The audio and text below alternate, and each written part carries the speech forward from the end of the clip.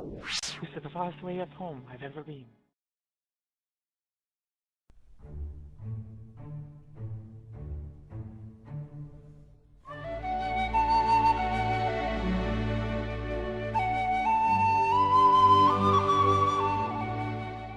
Welcome back to another episode of Lotro Talk.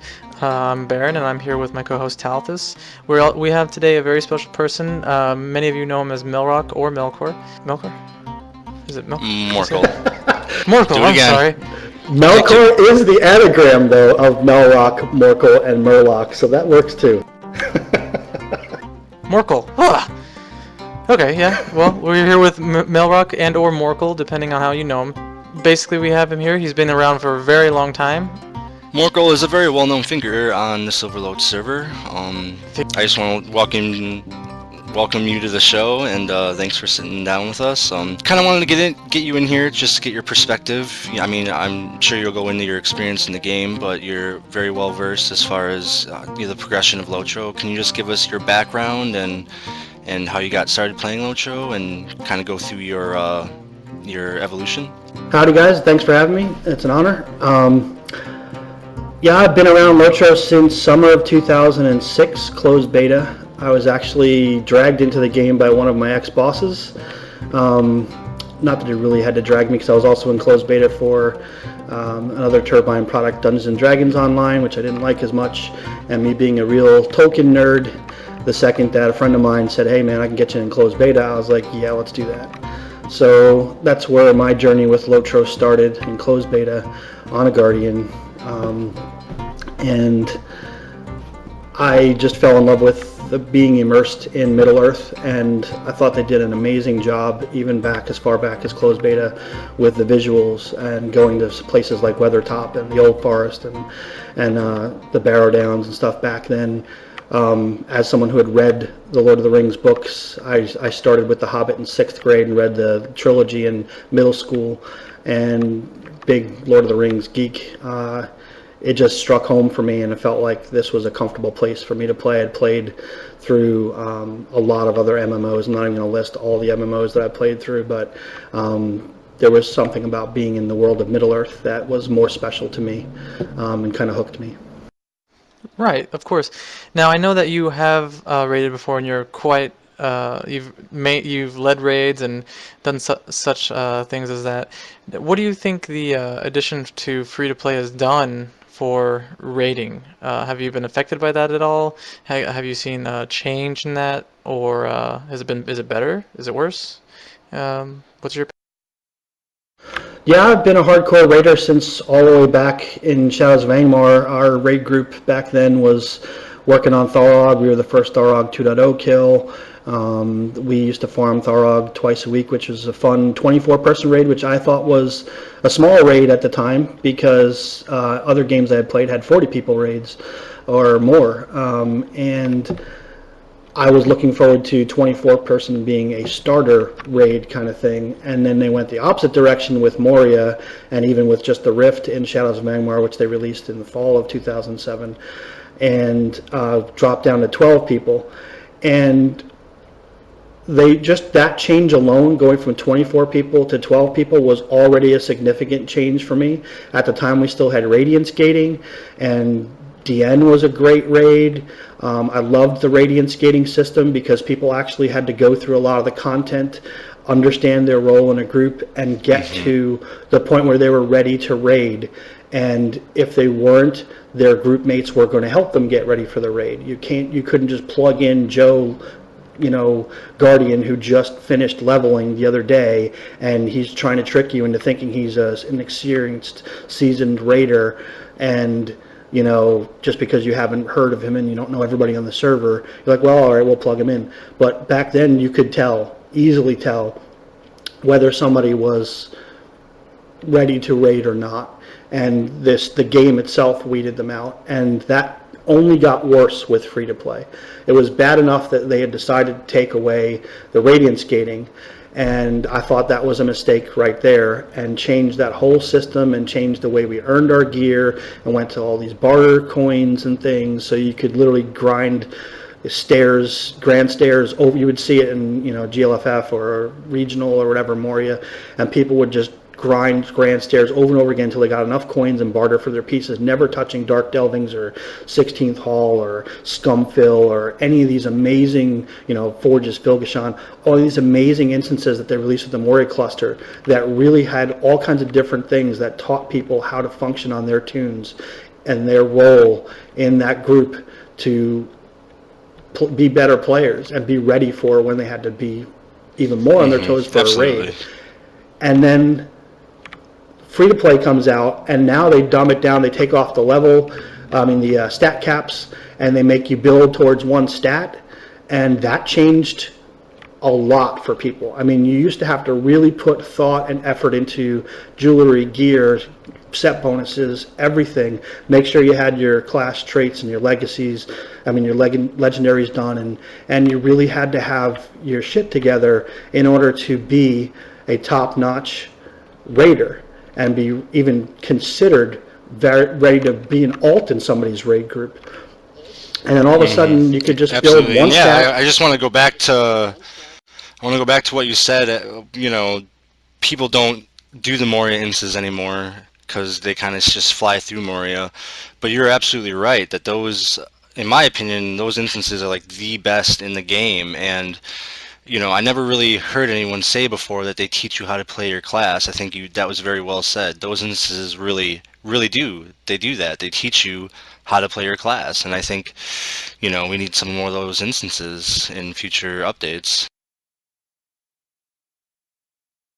Yeah, I really missed that. I missed the whole approach to the game. I mean, even back as far as Shadows of Angmar, there were a lot of raids, or even just instances like Barad Gularan. I was just going through and clearing out some deeds the other day, and went through Barad Gularan. It's my favorite instance of all, and it's an Angmar instance. It used to be a fight just to get to it, so it's already bad enough that you can't get to it. You don't go to it to go into it the normal way by traveling on landscape. And even the Rift was a challenge to get to the Rift raid unless you had a hunter that had the port. I mean, there's so many nuances that they've taken out of the game that don't immerse you as much anymore that I miss from the game. Once we got into farm status and the group was there regularly, you had your captains that summoned people, and you had hunter ports that were nearby campfires and stuff. So there were ways around that, but there was still something about it that even like we would group up at the kin house as a group, a raid group. We would group up at whatever kin we were raiding with, whether it was a kin raid group or a non-kin raid group, and we had mixed people. We picked a meeting spot. Everybody met there. Sometimes there was the old pop the chain, for extra hope by Glorfindel. Yep, I remember that. There was all kinds of these very community-oriented things that are now missing from the game, in my opinion.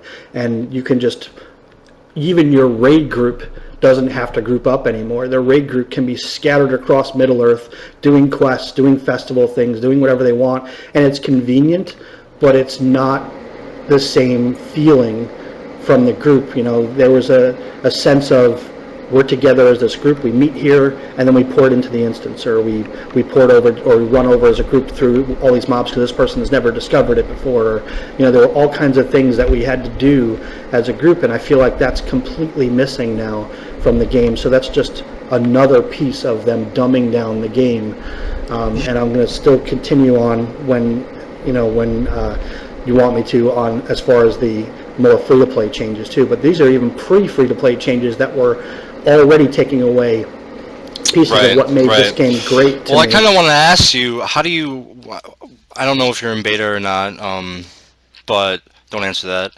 How do you feel about Helm's Deep and the new content that's going to be going along with that expansion? Are they really reinventing the wheel, or are they making something better? Is this a good idea on their part, do you think? Well, based on the rumors, based on the dev diaries that I've read through, I think there's a lot of hype in the dev diaries that it's more like a propaganda from the developer staff to try to brace people and soften the blow for the changes that are upcoming to the veterans and the long-term players. I think they know. I get the sense that Turbine knows this is a major change to the game and that a lot of people are not going to like it. Some people just don't like change, and that's just going to happen no matter what, even if it's a better change. There's a lot of people that will have a negative first reaction or first impression of those changes. But I do fear that, similar to initial Moria release, there were things that were discussed, things that were warned to Turbine and caught in beta that were not fixed by the time the game went live. Aggro management was a big one. You couldn't find a Guardian or a Warden when Moria went live that was having fun for those first 3 months, because there was a captain bug on Noble Mark that made it, like, it was off by 5 decimal points, where they could literally have ridiculous aggro on everything. Just put this thing on and you guaranteed you had aggro, nothing could point it off. Guardians weren't doing enough aggro in normal groups. Warden's aggro wasn't built right. There was a lot of issues with it, and they got it right eventually, but it took them time, and we had given them a heads up. So my concern is, as always, whenever they do major changes, that there's going to be a lot of broken stuff. What is it that's going to be working fine right now that's going to be dramatically broken when this major change hits this game live? Well, I know that they're changing how the current threat system works too with Helm's Deep. So it'll be interesting to see if they can get it right the first time. And that's one of my concerns, which is where I was kind of going with that tangent, and I sidetracked myself. But they interwove that into both the Guardian dev blurb that they put out and the Warden dev blurb. They seem to warn 4 or 5 times in each of those articles about the major changes to threat coming, and that's why that reminded me of back into Moria, and when they made those changes. Whenever they make these kind of changes, it's like, oh my god, I'm scared for how this is going to work. Am I still going to have a role as a Guardian, or am I just going to forget it again and go back to a DPS Guardian for a while and not even worry about it? Well, that hits you pretty close to home because you do have a tank. I mean, can you just for the listeners, can you just kind of go over, your max level characters and which one is your main, and how you feel the changes that are coming with HD as far as the trees and stuff, how that'll affect you personally? Sure. I have my first level capped tune was Melrock, my Guardian. He was also my first PvP tune, and I was main tank for probably about a year, most of 2007 through early 2008. I had a minstrel, I had a lore master, I had a champion that I deleted. I had a captain that I think only got to like level 20. So I tasted a whole bunch of different classes, and I just really liked the Guardian. For me at the time, getting used to this being a newer game and different than other games with fellowship maneuvers and all this other cool stuff that no other games had, I decided to just stay focused on the Guardian. Then in early 2008, I had been getting tired of doing Rift over and over again on the Guardian, and we had been doing it for like 4 or 5 months in our raid group, and I just wanted to start doing something different. They had made some major changes to PvP where they cut down the amount of renown you needed for each rank from 1 to 5 by half, and they allowed us to get so much more renown per kill. We were only getting about 10 to 20 renown per kill back then before that. And what took me 5 months to do on a Guardian to get to rank 5 back then, which we didn't even have overpower stance yet. We were basically tanking NPCs and shield walling people and healers and stuff, and really we were not a threat, so we were the last ones killed all the time.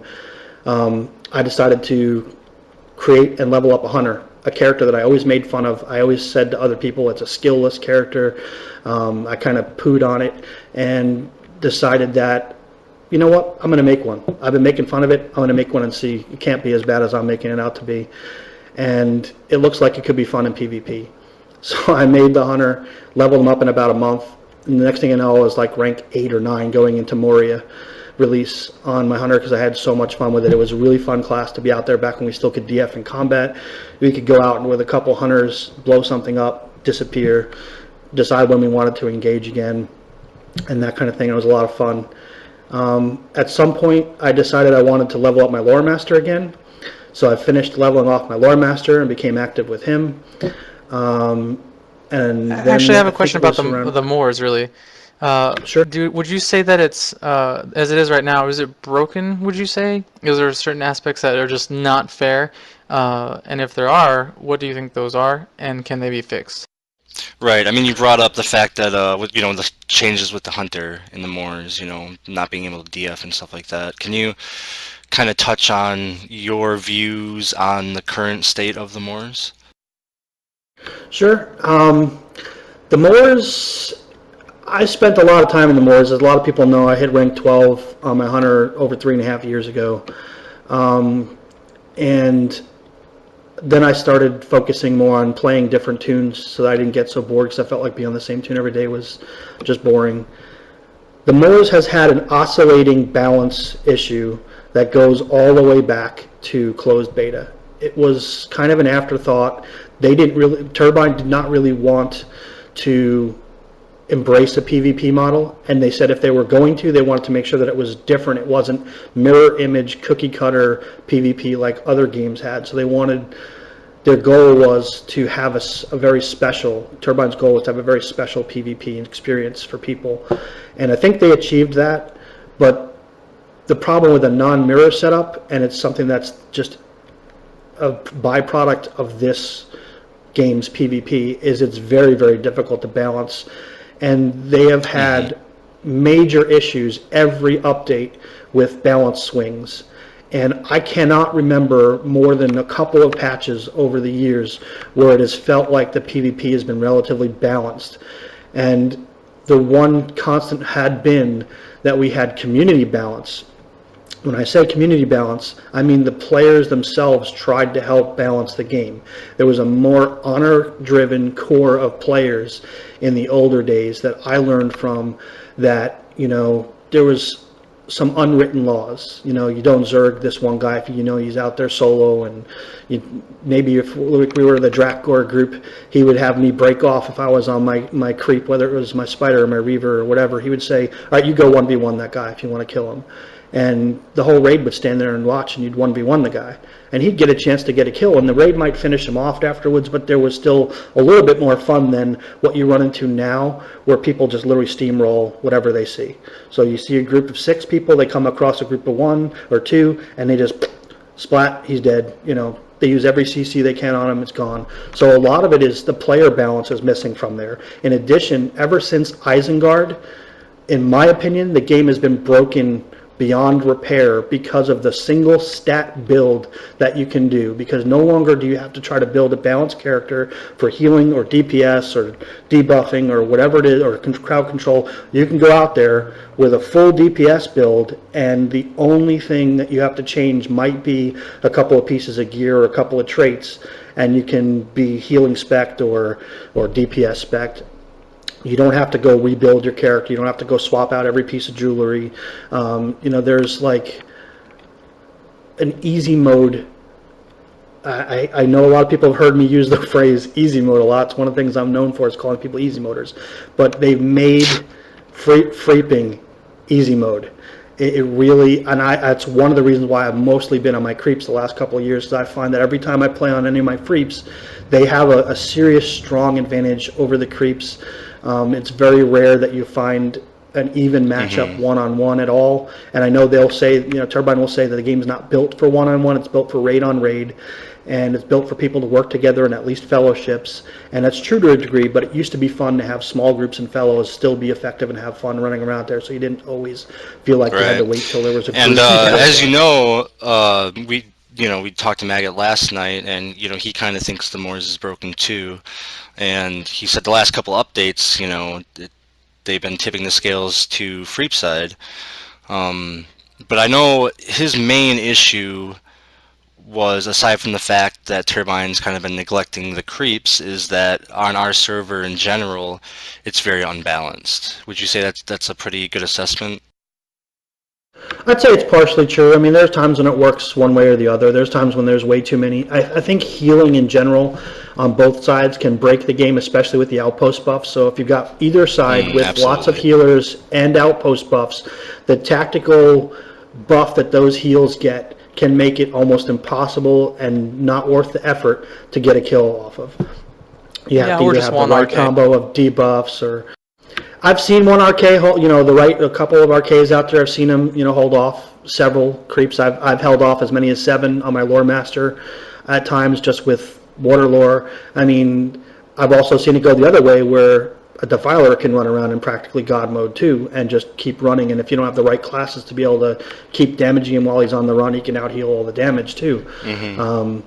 So I mean, I still think it's balanced more towards the Freep side, and one of the reasons why I know that they will probably almost always keep it that way was if it goes back to closed beta before game launch, I'm talking pre-Shadows of Angmar, closed beta, their goal, Turbine's goal, was that creep side was going to need numbers.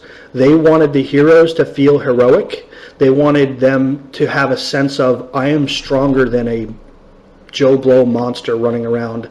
You know, they're not supposed, just because they have a human controlling them, wasn't supposed to make them feel like, and I know that, I believe, if I remember right, that the Tolkien family had something to do with that feeling as well. They didn't want creeps to be heroes. It was something that wasn't in the spirit of Tolkien's writings. And I could be wrong, and, you know, somebody from Turbine can correct me if they don't like me saying that, but that was what I remembered from back then, and I believe that they've tried to stay true to that. Well, not if that wasn't even the case. I mean, the Turbine does a really good job with sticking to the lore, and I think the Moors isn't easy for them to do that with. It's not easy for them to just make these changes to make people happy because their hands are kind of tied with the lore. I know a lot of people would be upset if they started doing stuff that went against the lore. I agree with that, but there's also ways that they can tackle these balance issues. They've done a lot over the years to test out balance mechanisms and then take them out, whether it was the hot spots that they used to have throughout the map, whether it was the way they changed the outposts to the way they are now, the way that they have dealt with, we used to get buffs that were tiered buffs depending on how outnumbered you were, and it affected how much damage you took and how much damage you put out. And there were the troll session plays and the ranger session plays, which were supposed to help with balance. You were supposed to have an advantage if you were defending a keep. You know, they have a lot of ideas that they've had throughout the years and somehow continued to break them worse than they used to be. The trolls and the rangers are completely ineffective. First of all, I think they should not have even used a ranger. They should have used an ent out in the moors. Would have been a lot more fun for a session player than a ranger. I don't think we needed another ranged tune that was kind of a hybrid of a ranger and a burglar. It was always kind of a lame tune to me. I think an ent versus a troll would have been visually oppressive and equal to each other. So you have these huge things that are bigger than everybody else walk up because it's a session play and be much more epic. And if they still did the damage and had the knockback effects and stuff like the trolls used to do back in Shadows of Angmar, I mean, you did not want to get caught up in the face with a troll. They would knock a whole group back on its butt, knock you off a bridge, stun a whole mess of people all at once, just wreak havoc, and the amount of damage they could take and dish out were superior to a player. Now, since they added Audacity and Finesse, trolls, which apparently don't have either, I don't think, have trouble hitting things, and they hardly do any damage, and they take damage, it seems, twice as much as even an NPC takes damage. So, like, you can melt a troll. I've solo melted a troll on my Guardian like it was nothing. I have melted Rangers with my rank 8 or rank 9 Reaver like it was nothing. You know, I mean, the session plays are kind of a waste of time now. They do not serve their original balance mechanism purpose that they were originally put into the game for. The outposts, giving people buffs based on points on the map, controlled, actually favors the wrong side. It favors the side that has enough people to handle fighting the group of people that are out there against them and flipping to get all the buffs. So whichever side has more numbers is going to have the delving buffs for the more renown or infamy boosts, the keeps for more boosts for renown and infamy, and the DPS boosts for all the outposts. So I think they broke it opposite. If it was supposed to be a balance mechanism, it's wrong. And I'm not sure that they were thinking about that. I think they were trying to find ways to pull the fights away from what they used to be. Anybody who PvP'd pre these major changes within the last year, pre-Rohan, saw a lot of stab, EC, lug, stab, EC, and Orc Camp fights. And a lot of, the I two remember. gauges. and the center of the map was the center of the map. I mean, it was the center of the attention, the center of the focus of the attention. So TA Island was the center of the map and the focus of almost all the fighting. And you run around and you might find some questers and you might find, you know, some people here and there. And I think that my gut tells me that their goal was less about balance and more about moving the fights around the map. And they were hoping that all these extra points that people would want to flip would just move the people around. What instead I think it's actually done is given the side that has the numbers the advantage and end up making it a Grams camp, a Res Circle camp, or a GV camp. And it's very rare that you get these fights in better spots now. We're going to, I think, as you may or may not know, we're going to be losing a couple of people from the Moore's Rejects. Almost a big number of them are moving over. What do you feel about that? How do you think? Well, I think people moving around servers throughout the years for various reasons is something that's always happened. I'm not surprised. I don't blame anyone for wanting to transfer servers. I'm not going to, you know, get into judging whether they should or shouldn't do that. I think it's just something that has happened. I mean, we've had one of my favorite groups that I used to raid with, both PvE and PvP, was Spirits of the Forgotten, and a lot of people I think have forgotten them at this point, that they used to be a driving force of playing on both sides, Freep and Creep on this server, and they helped with the ebb and flow and what I used to call, like I said, the self-balance mechanism. Yeah. And when they left, it hurt the server community, PvP, more than people wanted to realize. And I don't think it's a good thing whenever we lose any group of people, whether it's There and Back Again, you know, our old Tabba groups, some of those people moved to Spirit, some of them stopped playing, whatever, whether it's NEC, when they stopped, you know, they were a big PvE kin and PvP kin, for a long period of time, and they disappeared for a couple of years. They're kind of making a resurgence and a rebuilding now, and it's good to see them back. We've had lots of groups of people, and there's been an ebb and a flow in this game based on just normal attrition, people quitting, real life stuff coming up, changes to the game that people did or didn't like, and it's natural for these people when they get bored to explore other servers and other communities. Exactly. And so I don't blame them at all. Whether it's how it's going to affect us, I'm not really sure. You know, there seems to always be more people that get into it. There's new people, you know, PvPing and trying it out. Some may play for a couple of months, they may play for a couple of years. So I don't think the impact is going to be the type of impact where it's like, oh my God, we don't have any PvP anymore. But definitely there are people that people will miss on both sides. You know, everybody, this is a community. Absolutely. It's a community-driven game, and, you know, whenever people leave that have been here a long time, it sucks overall, but, you know, that's the way It does. goes. We've lost a lot of really good players. I mean, I think most of the losses we have had is just people leaving the game in general. As far as people leaving Silverlode, I'm not too sure on how to feel about that. I mean, how would you classify our server? I mean, for other people that listen to this, that are from other servers, is there anything you want to say about Silverlode in general? I mean, I'm just trying to wrap my head around, you know, what makes Brandywine better than Silverlode, or what makes Landroval better than Lindemere. I mean, what can you say about Silverlode? Well, I've played on a couple other servers. I've PvP'd on Brandywine and Lindemere. I know people on both of those servers as well. I've met people from other servers that have come here.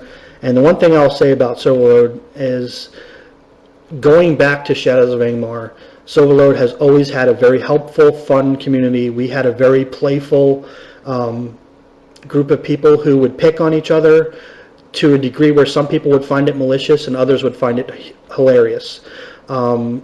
We've had a very unique cast of characters throughout the years, some of which have been permabanned since, some of which are still around, some of which have quit. I've always loved our community. As much as there are people who probably hate me for poking them, I think a lot of it is my sarcasm is misunderstood. and I'm a North Jersey Italian, and it's not an easy medium to use when it's just text to get across. I think I come across a lot better verbally, and even more so in person when you're missing facial expressions, hand gestures, body language. Definitely. I've read a lot about communication gaps, and the worst form of communication is text only. You're missing so much of a conversation with just text, and I could say anything. You have no idea if I'm serious, if I'm laughing my ass off, or I'm mad, and everybody seems to apply an emotion to a certain set of words, no matter what it is. You know, I could be completely laughing my butt off behind the screen saying something, and people are like, oh, he's dead serious, he's raging, he's mad. And that's one thing I always loved about this community, is we played into that and made it our own, and made it a drama. So, you know, people called it drama load for a long time, and okay, I loved I was going to ask, drama. You know, drama load goes all the way back to, you know, Shadows of Angmar, and I remember both Alien was kind of one of the characters. He's an old hunter / troll who got himself permabanned on one account, and then he ended up getting bored and doesn't play anymore on his other account. But he was kind of one of the people that labeled me as one of the trolls, kind of erroneously at the time. I really hadn't said a lot of stuff, and I think he was being sarcastic, and a lot of people took it serious, and then people started poking me, and then I started poking back, and I'll do a little, you know, textual jousting with you if you want. And next thing I know, I have a reputation for being a rager or a troll or whatever. And part of it is, at this point, you just embrace it and you go with it. And this, one of the fun things about this community, there are some people who take it very seriously and get upset, and there are some people who actually understand it and embrace it and have fun with it. And over the years, I'd say this server has gotten less fun than it used to be. I think there's a lot of people, a lot of younger kids. We had an older community. I think the community has gotten younger over the years, from what I can tell. I think we still have some of our older people, some of our veterans, some of the people who've been around from the beginning, but we've lost a lot of the core people that gave this server its identity. And how would you they're say now we either get that playing back? a different server. I don't know. That's a really tough question. Why do you think they left in the first place? Just new games, or, I mean, is it because it's less of a challenge? And I mean, why would you? I think it's a combination of things. You're always going to have attrition over time due to real life getting in the way. Some people get married, some people get, you know, busy with, you know, jobs or kids or whatever, and, you know, you're going to get those people that are going to stop for a couple years, and they may come back, and you never know when those people are going to come back. But they do seem to come back. I've seen many people over the years disappear and then come back. You get people who get bored and want to try a different game, and they'll try it. I've done it several times. I was in the Rift for a couple of months when OD came out, and so I didn't raid in OD as much at that time because I was actually over getting top rank PvP in Rift in a couple months and having fun with playing a different game. And then this past year, I went into Neverwinter. I was in closed beta with Neverwinter. I started a guild when it went into beta. I ran a guild. We were a top tier raiding guild. We did everything you could do in the game, got bored, and then stopped playing for, I think it was maybe a total of 3 months. So I've gone in and out of the game myself. I haven't played just this game throughout all the years. I even play a bunch of games on Steam. I play another game called Battletech Firestorm with a bunch of my friends in real life. I mean, there's like, not like this is not real life, but I always wonder why we say that in MMOs. Like, outside the MMO is real life, inside it's not. But I think some of it is definitely due to the game being dumbed down. I mean, I know we've lost a lot of our raiders, and that's the thing that concerns me the most, is our raiding community has been hurt.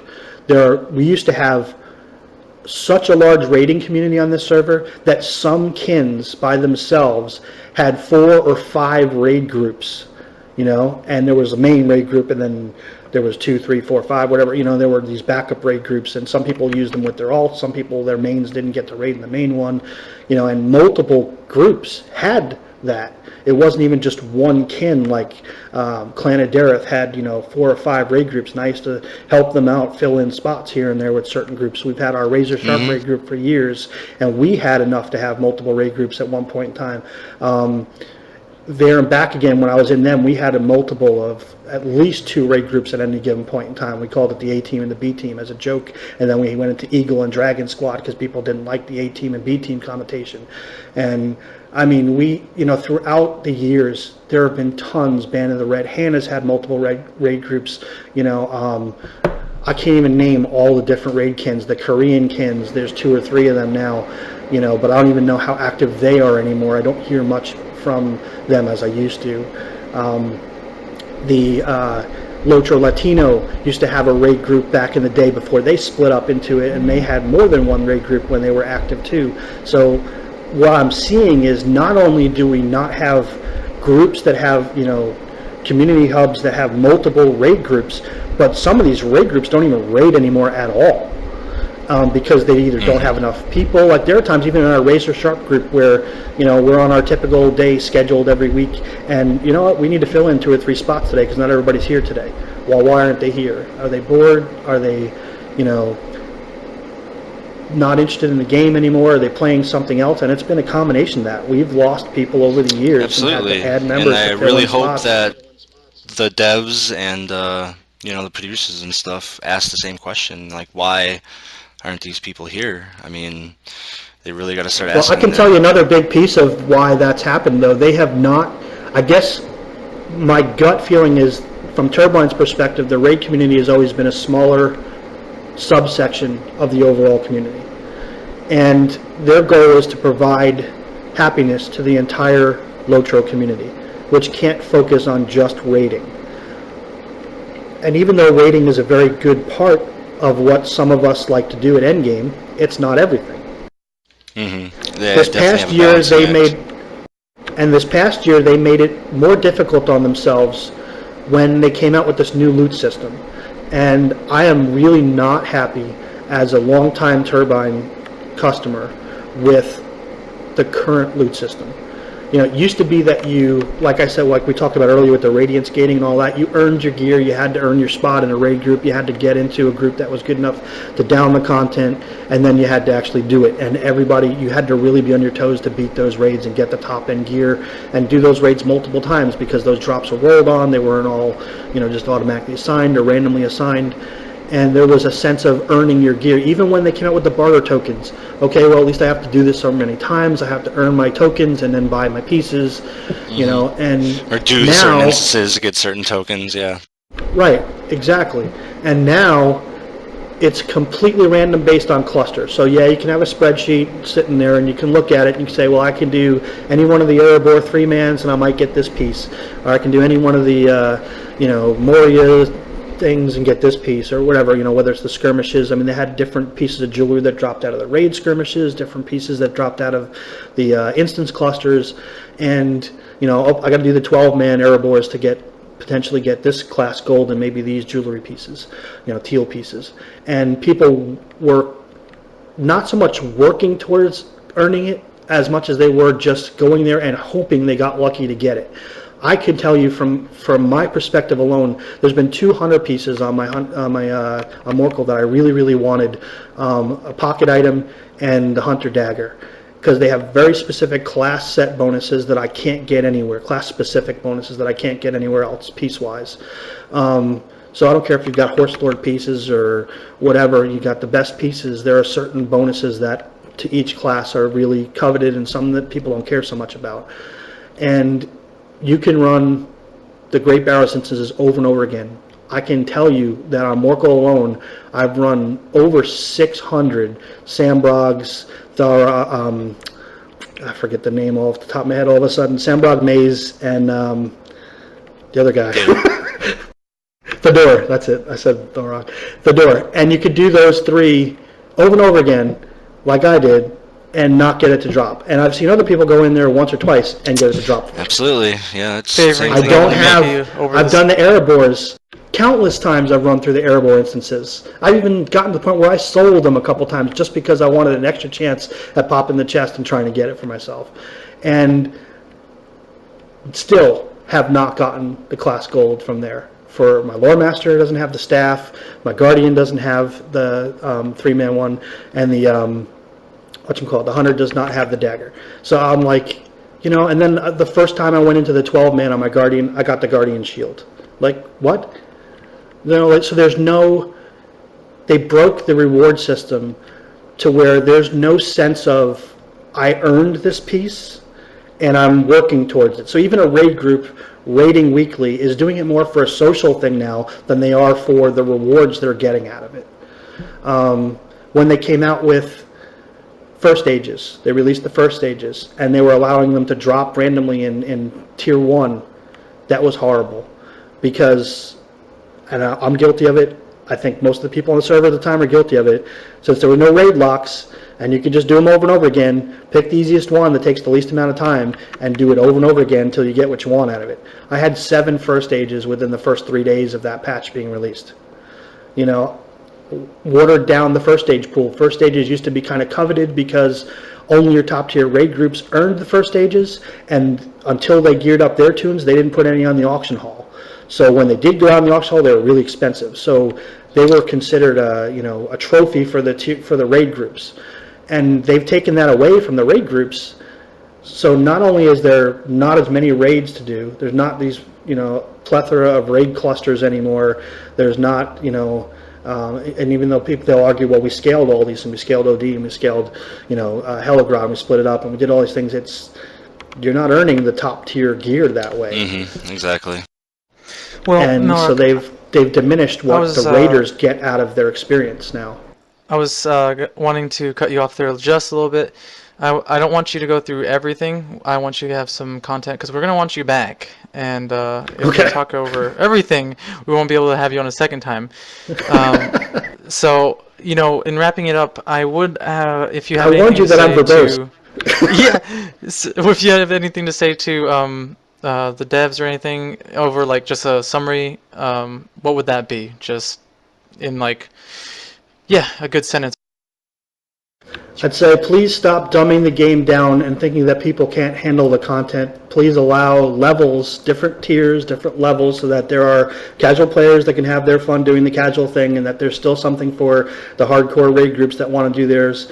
I think there should be a way for us to earn our gear. One example I would give you to fix the class gold situation that really turned a lot of people off, and I think cost them a lot of customers in the past year, because I know for a fact some people flat out quit when they saw that it was going to be a completely random assignment as to whether they could get their class gold items or not. Put a system back that allows us to earn the gear. I want to earn my gear. I'm not afraid to go do my content, work towards something. If I do enough instances that I have 2,000 or 3,000 seals like I do now, like 2,400 seals, if I could have spent 500 seals to buy a specific class gold, I would have. And I don't think that would have been game breaking, because even with farming instances over and over again, it still takes forever to build up that quantity of seals. Just like first stages are 300 and something seals. And you're not the only one that has said this. And yeah, that's our whole point of making this this podcast, is because we want to get people to listen about what the players really think matter and try to get some stuff changed. But I'm just going to take this opportunity to thank you. You've been a great sport, and definitely we'll have to get you back in for a part 2. Cool. I appreciate it. Thanks for having me, and appreciate you having me on the show.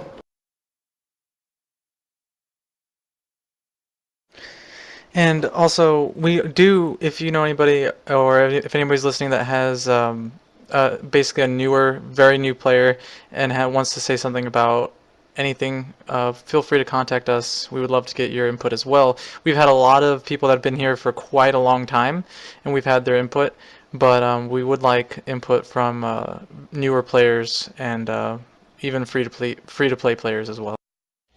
Yeah, we're always looking for new perspective here at Lotro Talk, where you can find real players, real talk.